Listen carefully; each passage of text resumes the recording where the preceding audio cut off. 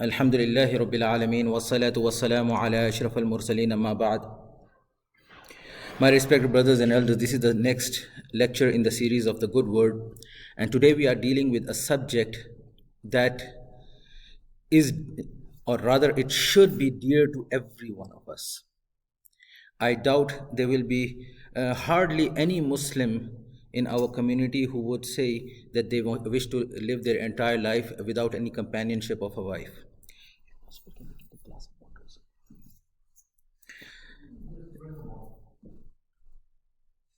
So hardly any one of us would be in that category to say that, oh, for the sake of deen, for the sake of religion, or for the sake of ulum of deen, I am never going to marry, and I'm going to be categorized among the ulamatul azab, like who never married for the sake of deen.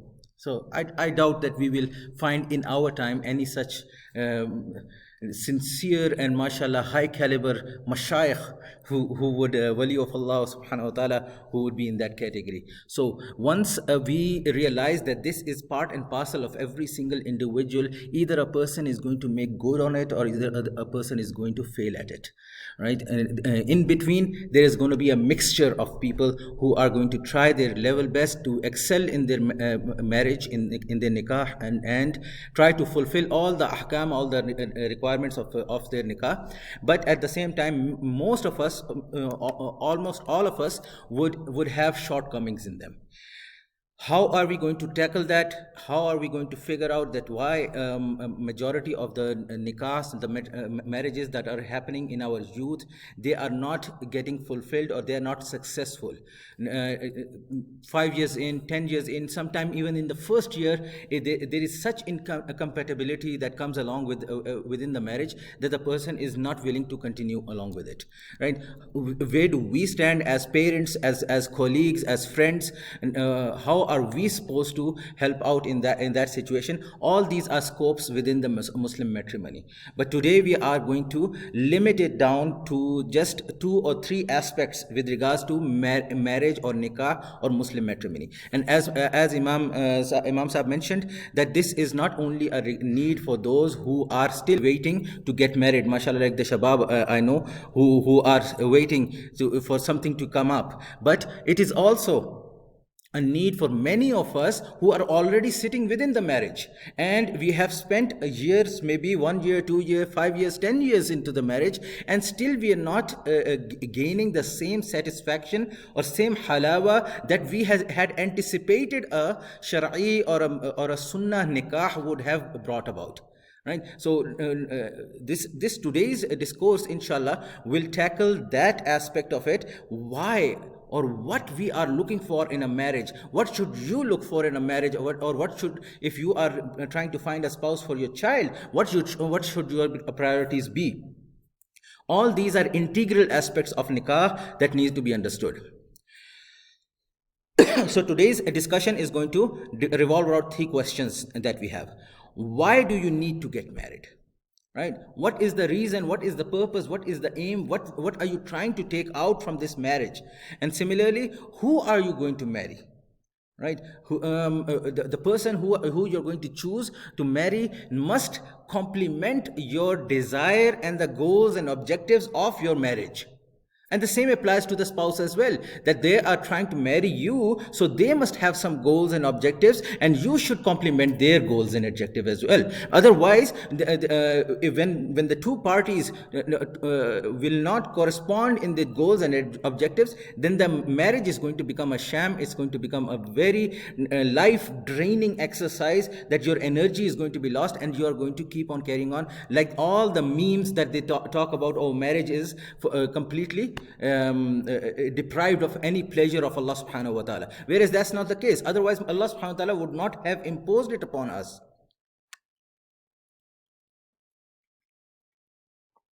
Finally, you need to understand, once you have understood why you are getting married, who you need to find, how are you going to go about it?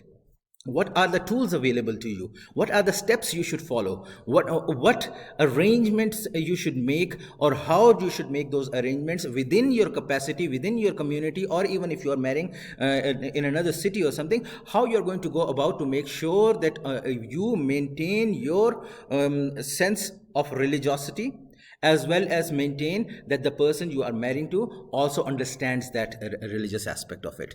So let's dive into it, because we don't have that much time. These elements that I have chosen for the discussion today, this is one portion from an entire big course of fiqh of nikah, fiqh of marriage. And when we normally teach the fiqh of marriage, we teach it from multiple different angles, right? One is this aspect that what a proposed search should look like, and then we look into what are the ahkam, the fiqhi ahkam of the marriage that everyone who is entering into the marriage should know about, right? And then we also discuss it from the angle of what will constitute difficulties within the marriage that will alleviate through khuda na khasta, like God forbid, from divorce or something like that. And what are the elements that all that would come under a normal fiqh of marriage, right? But right now we're just giving a taster of what this course could look like. So our first question is, why should one marry? I mean, why is there a need for one to marry, right? Knowing that we are in the Western environment, we know for sure the Western ideology and the Western mindset and the Western culture does not want us to marry. No, because they have already set up the secular mechanism for those who do not wish to entertain marriage as a religious ceremony. They will provide the same benefits for those who are not married as well, right? And in some cases, they will provide more benefit for if you are not married and you're carrying out in your haram relationship, right? So we need to understand why. For us, the very first element of it is that ibadah. Allah Ta'ala subhanahu wa ta'ala has made this religion our perfect religion for us. He has given us those sets of elements that we need to fulfill in this perfect religion, and marriage is a part of that. I have a statement of Allama Haskafi rahimahullah. He's a Hanafi scholar, and he has written the monumental work of Ad-Durrul Mukhtar. He mentions in there, لَيْسَ لَنَا عِبَادَةٌ شُرِعَتْ مِنْ عَهْدِ آدَمَ إِلَى الْآنِ ثُمَّ تَسْتَمِرُّ فِي الْجَنَّةِ إِلَّا النِّكَاحِ وَالْإِيمَانِ. What it means, that there is not a single ibadah for us as Muslims such that it has been made mashru', has been stipulated upon us that we must do it from the time of Sayyidina Adam alayhi salam, the first of us, first of the human beings, from his time, and it persists to continue now, and it will continue all the way until you enter into Jannah and live the life of the Jannah. No other ibadah is going to be such that it was mashru' at that time and it will continue, except for two ibadat. One is nikah and the second is iman. Your iman will continue in your Jannah as well. Your nikah is going to continue in your Jannah as well. This is not a sad news. It's a good news, right? Do not feel for a moment that, oh no, even in Jannah we will be stuck with the same spouse. And I am saying spouse because there are, mashallah, there are many sisters who are in this category who are thinking like, oh, we're going to get the same one who does not fulfill any of the hukuk in this world, right? So no, this is a good sign from Allah subhanahu wa ta'ala that Allah has maintained that your nikah is going to continue into Jannah, because you are going to enter the Jannah when you are going to fulfill all your hukuk. When you are going to be a pious person yourself, you are going to fulfill your religious dictate towards your wife, or your wife is going to fulfill all the religious dictate towards the husband, right? Only then the entrance towards the Jannah is going to be. Do not ask the theological question of what if one of them is doing and the other one is not doing, right? Jannah is something you have not heard of, you have not seen. So whatever Nabi Sallallahu Alaihi Wasallam has relayed to us, it will happen. We don't know. Maybe there will be multiple Jannahs and multiple dimensions for them. Allahu Alam. We don't know. And we don't want to entertain that thought because we cannot encompass it, because Nabi Sallallahu Alaihi Wasallam has said it. It is beyond our mental comprehension. So it will continue into the Jannah. It's an ibadah that you are going to do. You have, mashallah, come for Maghrib Salah with the intent of an ibadah. Can you have any essence that this ibadah is only for your material gain of this world, or some other ways that people are going to look at me and this is a part of my networking of social culture? This is not the intention we come to do the ibadah. When you enter into the ibadah, you enter with the intention of servicing and fulfilling a complete ibadah for the sake of Allah subhanahu wa ta'ala. So understand this element of the nikah. Why you are making nikah, why are you entering into nikah, is to fulfill the ibadah towards Allah subhanahu wa ta'ala. And I attest to you that if you correct this intention in your nikah, even the one that you are right now, if this intention, tajdeed of your intention is done properly, the elements that are that you feel are negative in your nikah right now, they will start to correct themselves as well. Because your two individuals coming together are to fulfill the ibadah. You might have to suffer in fulfilling the ibadah. That's fine. Then you will be ready to suffer, and you will be ready to tolerate difficulty. You will be ready to take it like that. Second element is that why do we marry is because it's the sunnah of Rasulullah sallallahu alaihi wasallam. Nabi sallallahu alaihi wasallam has mentioned an-nikahu min sunnati, right? An-nikahu min sunnati, that the nikah is from my sunnah.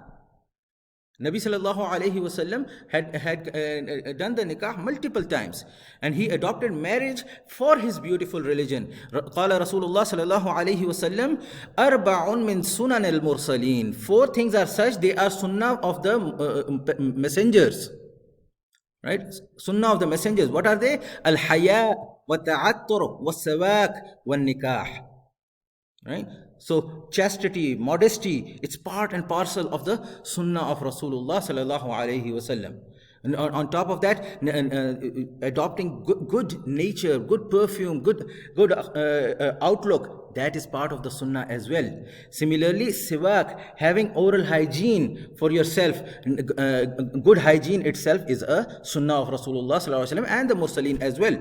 And finally, nikah is the sunnah of Rasulullah sallallahu alaihi wasallam. So when you are fulfilling the ibadah imposed by Allah subhanahu wa ta'ala, you are also fulfilling the sunnah of Rasulullah sallallahu alaihi wasallam. Imagine the problem in most of our marriages is we have not viewed the nikah from the angle of actually fulfilling a religious duty. We have seen it as a personal, material, nafs, desire. Let me fulfill the satisfaction. What we thought we could fulfill from outside clubbing and outside haram, we would be fulfilling from the inside nikah as well. When you focus on nikah as an ibadah, you would realize that it will become an ibadah. You will take the benefit of ibadah. On top of that, you are going to enjoy all the goodness that you are going to get from the haram and even more. And you will get rewards for it. Third is humans have this need. The need is there. Allah subhanahu wa ta'ala has created this human being with the internal need to fulfill his desires. His sexual desire, his carnal desires, all that need to be fulfilled. And this is when Allah subhanahu wa ta'ala stipulates for any human being that we have given you this life so that we may test you. Right? You have your mandate. You are going to fulfill this desire. Are you going to choose the halal way of fulfilling the desire, or are you going to choose the haram way of fulfilling the desire? So the needs are there that needs to be fulfilled, and this is the halal way that Allah has provided.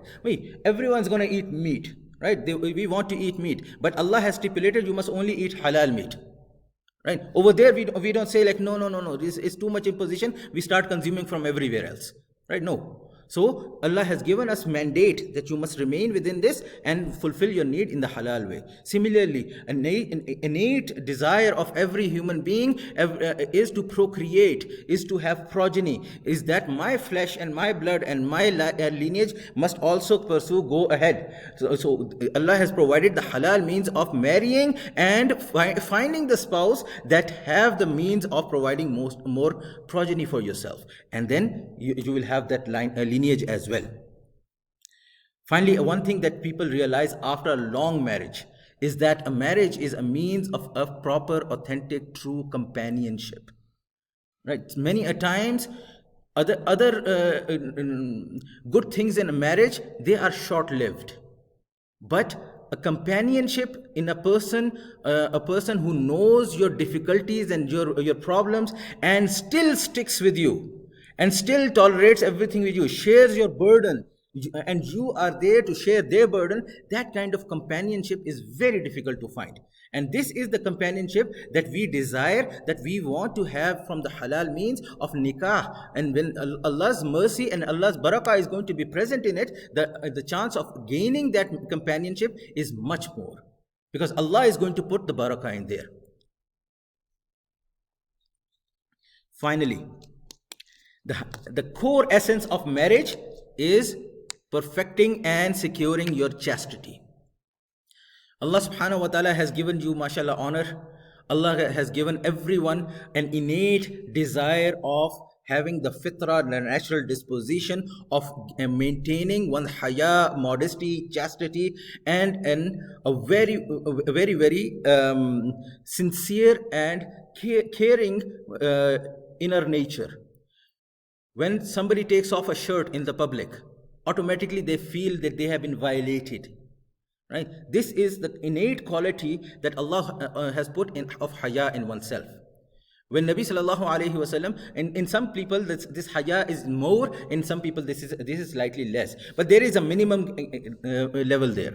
For us, many a time our ghira and our possessiveness and our innateness of all this nature, this needs to find an avenue where it can be preserved, not only for oneself but along with our family as well. And nikah or marriage provides us that avenue, that institution where we can actually preserve our chastity. If Allah subhanahu wa ta'ala has made it haram upon me to take visual talazzuz, taste, lazzat from a non-mahram woman, that I cannot look at her, then there must be a halal venue for me to fulfill that. And Allah subhanahu wa ta'ala has provided that from your own wives. And same is for the wives, that they can fulfill it from their husbands. So these are the elemental aspects of nikah that everyone need to know, that these are what they are trying to fulfill. If your marriage up till now has not been able to fulfill this, then you need to sit and introspect and start worrying, why did you get married? What was it that you were trying to get out of it? Just because everybody in the world marries, you got married? Or just because they had the immigration and you wanted to get the immigration? And all these wrong intentions, if you had done, then you need to review those intentions and correct those intentions, so that the nikah can actually become the institution that actually benefits you in this world and akhirah. Similarly now, who should I marry? Normally a person, when we realize, I have deliberately put it over here, who should one marry? Right? I have not said, who should you marry? Like, this should be from the angle of the husband as well as the wife. From the boy or the girl. Both of them need to assess this. In order to gain a marriage that has fruitful fruition of your nikah and marriage, you need to look at it. Now, I remind you of the narration of Rasulullah sallallahu alaihi wasallam. It is very famous, and everyone knows when anybody talks about marriage and nikah, that a woman is married for one of the four reasons. Right? So a woman can be married for her lineage. A woman can be married for her wealth. A woman can be married for her beauty. And a woman can be married for her piety, her religiousness. Right? Nabi sallallahu alaihi wasallam preferred marry a woman because of her religiousness. Marry her because of her piety. You want to look for one quality in her that shines over all the other qualities. Look for religiousness. Is she religious or not? Okay, and then pursue that marriage. Now, Nabi sallallahu alaihi wasallam pointing out that pinpoint this particular quality, does it mean that a woman should not look for this in the man? This is why I said, who should one marry? Meaning, when you are looking for this quality in your spouse, you should first know, do you have this quality or not? If you don't have this quality, then with what gravity and with what zeal are you going to look for one that has this quality? Right? You can find the most pious of the spouse, and you yourself are completely destroying your own piety. you are going to mess her up, or she is going to mess him up. Both ways, right? So when you look at these elements, now figure out that, do I have this? If I don't, I need to build it up for myself, right? And then I can look for this particular quality. Now understand that there is another narration of a Sahabi explaining that if a person does choose somebody else, because Nabi Sallallahu Alaihi Wasallam has preferred piety over lineage, wealth, beauty, now if a person chooses lineage, then Allah Subhanahu wa Ta'ala is going to abase him, bring his lineage down. If a person is going to choose beauty, then Allah Subhanahu wa Ta'ala is going to increase in the qubh, the ugliness into his life. If he chooses wealth, then Allah Subhanahu wa Ta'ala is going to remove all the securities upon the wealth in his marriage. Right? This is why Nabi Sallallahu Alaihi Wasallam told his own followers, follow the religiousness. Because once you are going to follow the religiousness of the individual, then Allah is going to shroud protectiveness, security. Now, does this mean that you cannot choose somebody who's beautiful? No, not at all. Maintain your primary objective, religiousness. Once you have secured that the person is religious, he is pious, he has innate quality of being religious in his life and everything, then if he is beautiful as well, alhamdulillah, sone pe suhaga, right? Nurun ala nur, light upon light. Beautiful, wealthy, that's additional coming. You did not desire it, but Allah is now giving extra additional on top of that. You desired religiousness, and Allah subhanahu wa ta'ala is going to instill religiousness into your family. Many people, they keep on asking, Mufti Sahib, I married with full intention, that my life and my family and everything is going to be religious, but I'm finding myself that even my wife is going off the religion and my children are going off the religion. Why is this happening? It's because you made the intention at that time but did not act upon it after you got married. The intention is not sufficient. You married somebody who was religious, but that religiousness has to follow as well with the action. So your home and family, you have to have this kind of an environment where you are constantly progressing in your religion. If you're not progressing, then you're retrogressing, you're going back. A Muslim does not retrogress, right? So once you're progressing, then that progress is also going to assist in your progeny, your children as well, and they would realize that this is the line that we have to go forward from. Aside from piety, a very practical aspect to look for is character, good character. Compassion, empathy, tolerance, how good a person is within the community. And normally when you are looking for marriage, please do not assume things, because nothing is based on assumption. Find out, become a detective, right? Start finding out from what kind of gatherings the person is involved in. What kind of friends does he keep hold? Nowadays, all these things have become so easy, right?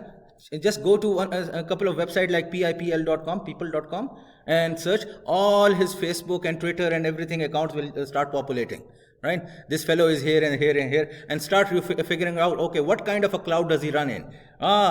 Mashallah, he's a sheikh in the masjid, but he also goes out clubbing. He's putting these things up in there, right? So you can find these out. Now, the idea is not to make jasusi. The idea is for you to look into the person to find out whether he is suitable for you or not, right? What a good family, if a family is a nice and cultured and very religious family, but the daughter is in some kind of a social media and everything, you already know, like, okay, that family is not really influencing her because she is already going out. Similarly, on the other side, right? Just because a person comes with a jubba and a topi or something like that, it's not sufficient. Nowadays, these are also becoming trends, influencers and things like that. So you need to do a background check on everyone to see whether the character matches what they are showing in it. Somebody asked me recently that how do you know that a person is good for your marriage? Right? Because the more we have searched, the more we can't find. I told him, if I were to give you a TLDR answer, too long didn't read, one line answer, it would be, you cannot. You cannot honestly figure out what is the real nature of the person, because there is going to be always an element of something that will remain hidden, that you will have to rely upon Allah subhanahu wa ta'ala.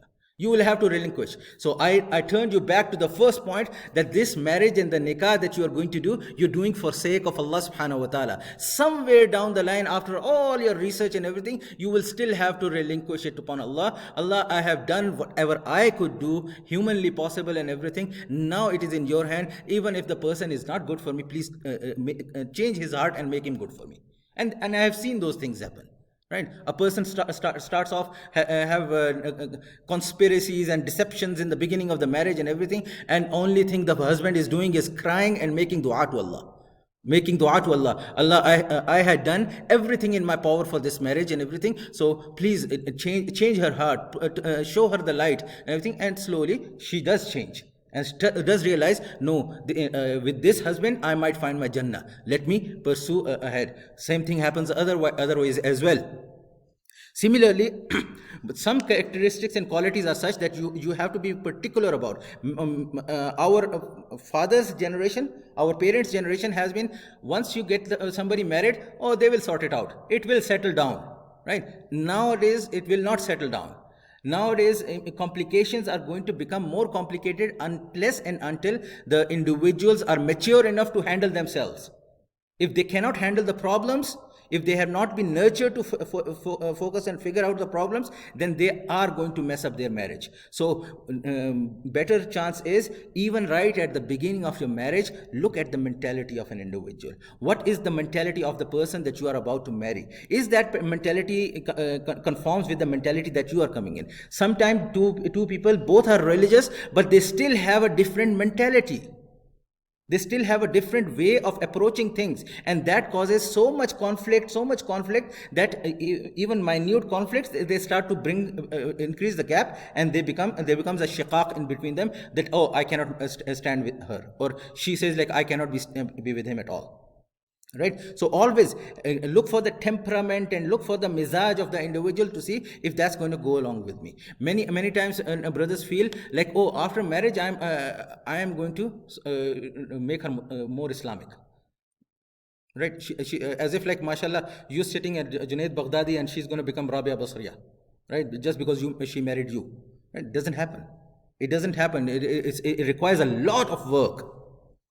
Similarly, while you do all this, as I mentioned, looks are still good, meaning you need to look into them. Nabi Sallallahu Alaihi Wasallam has given permission to look at your potential spouse before marrying, so that you can see something that will please you. So look into the looks and don't make them the primary concern, but still find somebody who you can spend your entire life with. Right? And this in this, please understand, everybody is different. If you are parents, please don't put yourself in your child's shoes to figure out, oh, he would like this. No, he is a person of his own. Once he become baligh, he will figure out what his heart likes. Right? So in essence, don't bring our cultural baggage onto your children by saying like, oh, she has to be like gori, she has to be white skin and this and that and everything. No need to do all that. Let him figure it out what he likes. Let him see. Maybe he doesn't mind. Maybe all he's looking for is someone willing to become a good Muslim, and that's it. Doesn't matter if he's chubby or big or this or that, no muscles, no six packs, only 2 packs, right? Maybe she doesn't care. Right? Or maybe he does not care whether what physique she is, or what color she is, or anything like that. But no, we want to say from our end, like, what my heart desire is what my son should desire. No, it cannot be like that. Right? People love different things, and people enjoy different things. So let the spouse see their potential spouse and make the decision. If they like it, they will go for it. Similarly, as I mentioned before, goals and objectives have to be same. Both should sit down and figure out, like, we need to become better Muslim. How are we going to become better Muslim? We are going to make it step by step, that we are getting better every time we get counseling from somebody, or we'll find mashayikh. We are going to learn from them and get better and better, like that. And if there is any lapse, I will help you out. If it's any lapse on my side, I would expect you to help me out. Have these goals ready, and even if it is the goals in the worldly life, like, I want to become a doctor. Are you okay if your husband is a doctor, or are you okay if your wife goes out and studies in university?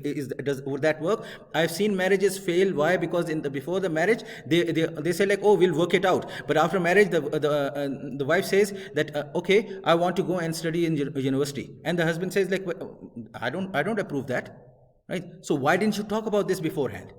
This is a major discussion, major element of your life. This should have been known. If you don't come onto the same frequency, you need to know how to tackle these issues beforehand, so that after marriage it doesn't become a means of complete marriage crumbling. And finally, look at the goal, lifestyle. Right, the whole purpose of you finding a proposed marriage and everything is find out whether you can live with her or not. Find out whether she can live with him or not. Right. So, is the lifestyle too posh for you? Is the lifestyle down to earth? Is whether that's something you are into or not? All those things figure out. One person is a techie and the other person dislikes tech. Right? He just the wife cannot muster the tech, or the husband doesn't like that the wife has a phone or has an Instagram or anything like that, and the lifestyle completely changes. So there's not going to be no cohesion in between them. Have these elements, have these things discussed beforehand, or know that who you are marrying. And finally, here's a step by step what you should be doing. And the first step is the hardest step in this. Right? Whether you're married or not married, that first step needs to be done. Introspect and work on yourself. Learn the fiqh. Learn the fiqh. It is a fard upon your shoulders to learn the fiqh of marriage, because, mashallah, most of you are already sitting in marriage. So you need to know what is the fiqh of marriage. Right? And you need to step out of your comfort zone, learn at the feet of the scholar. What are your rights? What are your duties? How do you need to pursue many things within the marriage and everything, so that you figure out that, what thing I have been doing for last like 5 years, 10 years, I have not been doing it right. For example, a question came to me about the nafaqah, about spending on your wife. So I told the individual that this is what is required of the nafaqah, required of the spending upon your family or upon your wife. There are different kinds of nafaqah in fiqh and everything. But the person said, like, why do I need to worry about it when she's living in my house? Right? She's living in my house. She eats there. She does everything. And I don't need to do anything. So I say, like, do we apply that kind of a mentality with all the other ibadat as well? That because I am going up and down and I'm kissing the ground, I don't really need to worry about what other ahkam I need to fulfill in my salah. Right? It's ibadah. So find out what are the requirements of deen. Are you fulfilling those requirements or not? Maybe it could be that you married a millionaire, and she came with a lifestyle of a millionaire, and she comes lives with you in an apartment. Right? And she's expecting you are going to take care of her integrity and her standard. But you are not even giving her basic sustenance of the food that she likes to eat. Right? You are telling her, no, I eat brown bread, so you have to eat brown bread. And she's saying, like, but this is not what was promised to me. This was not the base standard foundation that was supposed to come to me. I was supposed to be able to choose at least if I can have white bread. Right? You are imposing, like, no, you are a fanatic in your nutrition and everything. You're gonna eat brown bread. Right? So learn the scopes of these things. And everyone, please, your children by the age of 10, 11, they have already come closer to balugha. Right? 12, 13, they are going to become baligh. From the kind of environment we live in, by the age 10, most probably they are already baligh. We don't know yet. Right? We don't intervene and we don't find out. But please start teaching them a base responsibility of a household from the age 10 onward. So by 14, 15, they know these ahkam. They are not going to come to you to sit down to learn from you after that. Right? They're going to think like we have learned all what we wanted to learn from our parents. So teach them their religious duties by that time, so that after they become baligh, they are no longer your responsibility. So they can, when they get married, they will know beforehand. I have been trying from my end to implement and prepare a full pre-marital course counseling, that everyone in the community who is about to get married should go through that. It should be mandated. No imams or no masjid or no organization should issue the nikah nama until the person has actually sat and learnt all the particulars of the marriage and everything. Right? So that we know that the child is ready. He's mentally matured, groomed enough to actually become a groom. Step 2 is beseech Allah subhanahu wa ta'ala. It's an ibadah. So we ask Allah subhanahu wa ta'ala to start our work by making the dua, by asking Allah subhanahu wa ta'ala that I am beginning on this my journey to find a spouse for myself or for my children or for whatever case. I need your assistance in this. Without the assistance of Allah subhanahu wa ta'ala, don't expect anything to come. When you are going to make these kind of efforts of learning what the fiqh is, learning how to make the dua and beseech Allah, automatically in your brain is going to be, if I am going to utilize haram avenues, if I am going to utilize doubtful avenues to acquire a spouse for myself, then I cannot expect Allah's mercy and blessing in it. So you're going to try at every step that, oh, this action, is this good enough? Is this wholesome enough to be accepted by Allah subhanahu wa ta'ala or not? So start with that.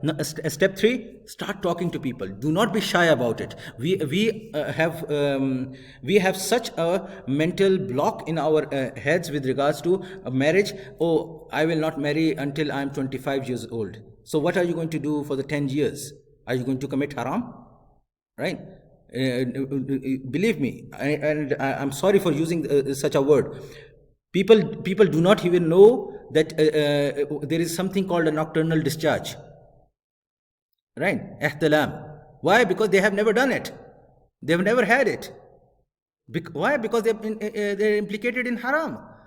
They think like the life is going the same way. And the Western sciences and Western psychology is going to tell you there's nothing wrong with it. Right? So what we need to do, are we going to put a ceiling on top of our children in our next generation that, oh, you cannot marry until you have completed your studies, you have had the job, you have done this and you have done that? Put such conditions that they will never be able to fulfill until they are 30. And I know of a handful of cases within Edmonton, women sitting in their early 30s and they cannot find a husband.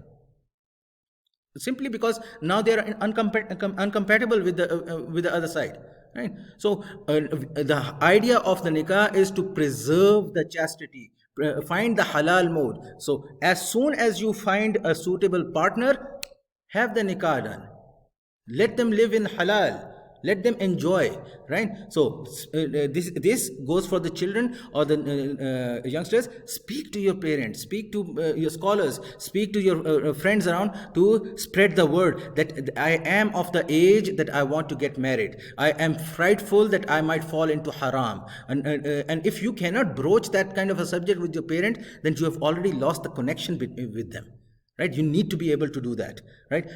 Try to work on that. Get your parent to connect with you so that you can actually ask them, I'm seeking your counsel. You are my elder, you're my parents, and I don't want to go to a third person. Maybe you can help me out. I want to look for a marriage while I start working on establishing my career and everything, right? So it's not something, everything is coming from Allah subhanahu wa ta'ala.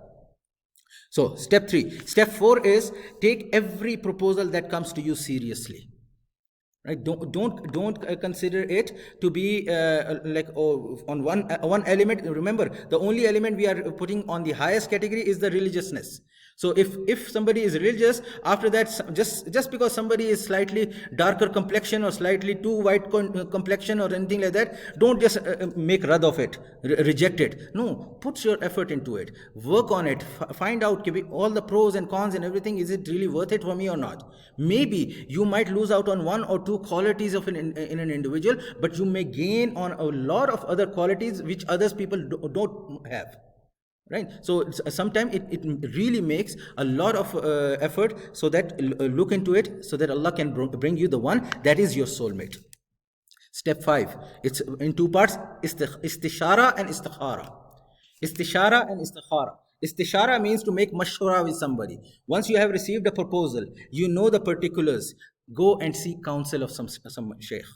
Sit with him, some elder, some sheikh who has lived through the thick and thin of it, right? And who has known the ins and out of marriage and everything. So he will tell you, in my understanding, if you go with this kind of a marriage, it will be beneficial for you, or it won't be beneficial for you, right?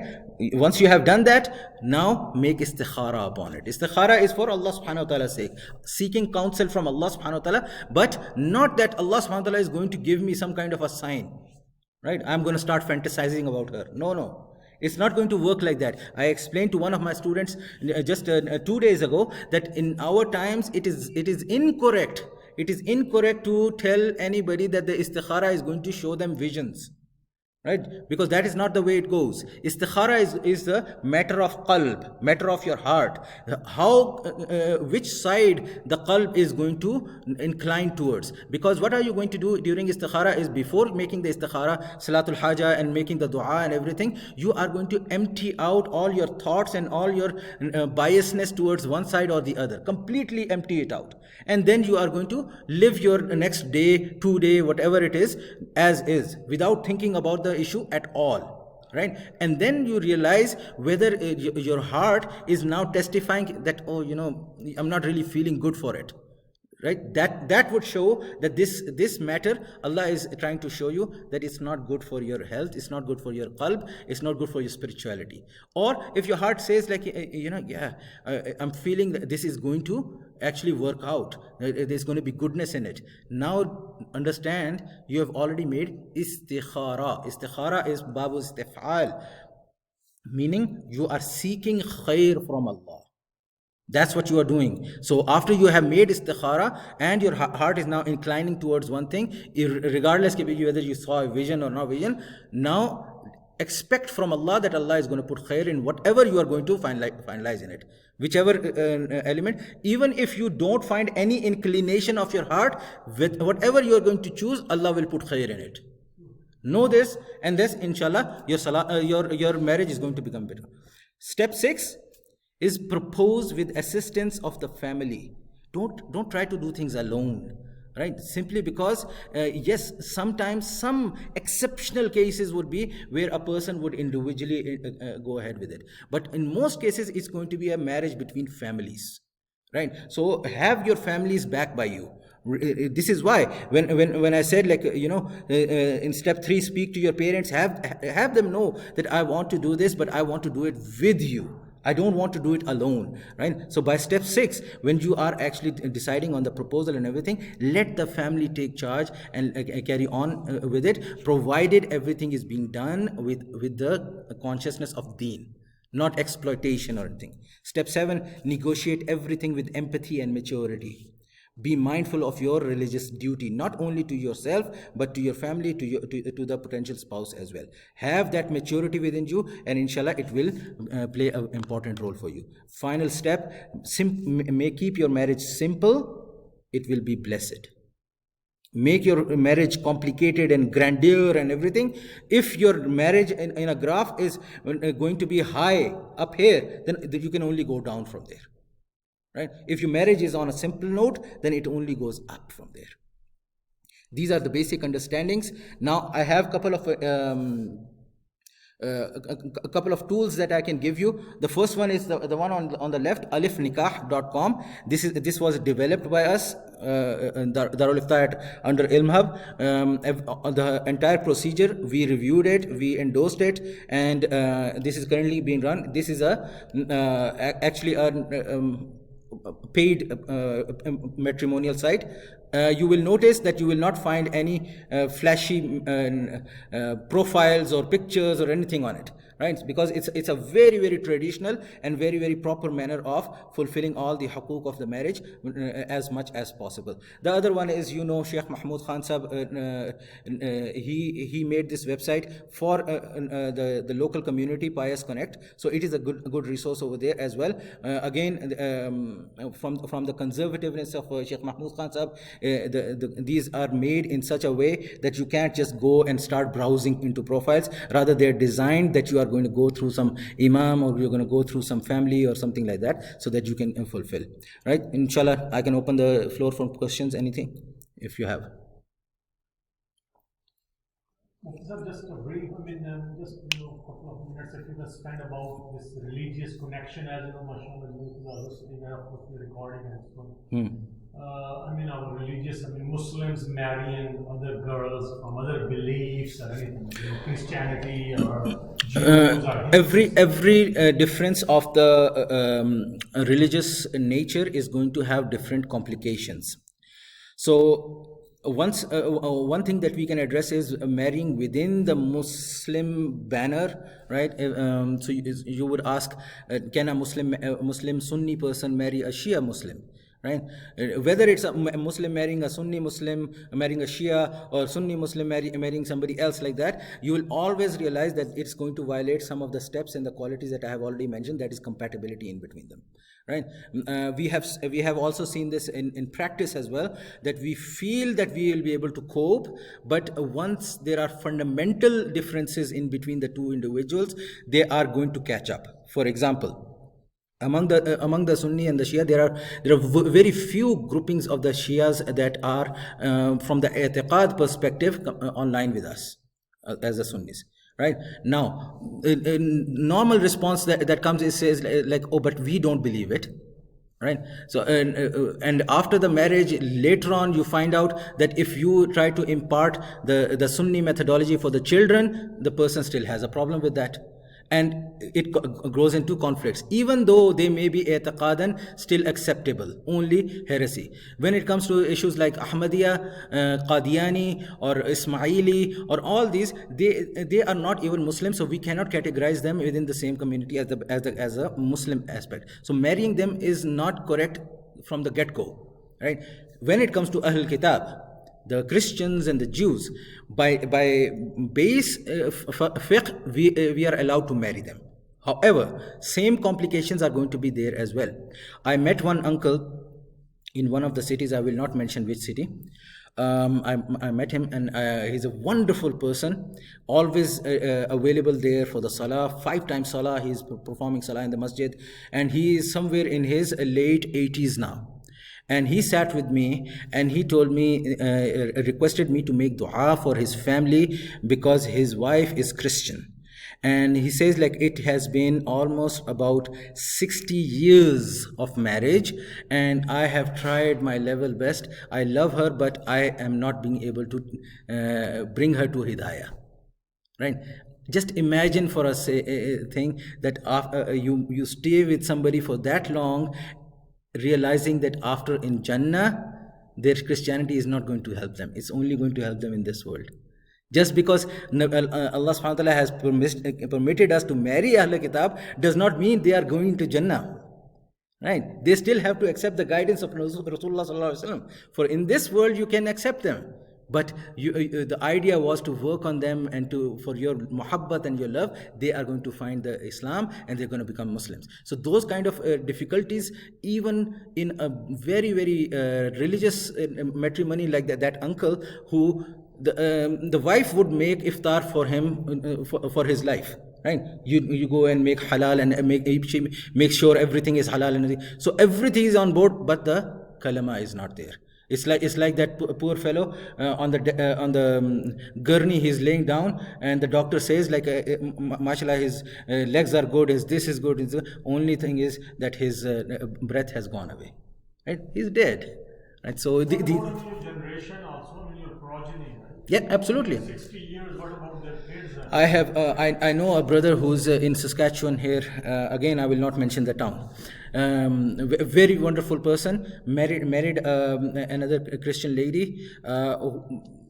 and has the same problem as you have mentioned.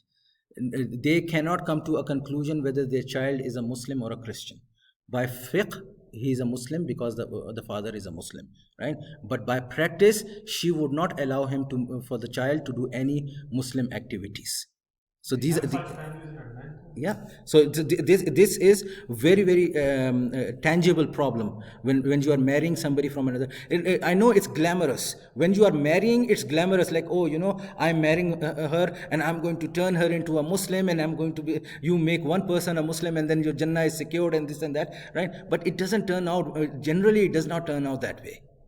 But then there are other sides of the coin as well. They like verbally push them to make the shahada, but they live the life of sin after that, because they say like, oh, I just did it for your marriage. Oh, yeah.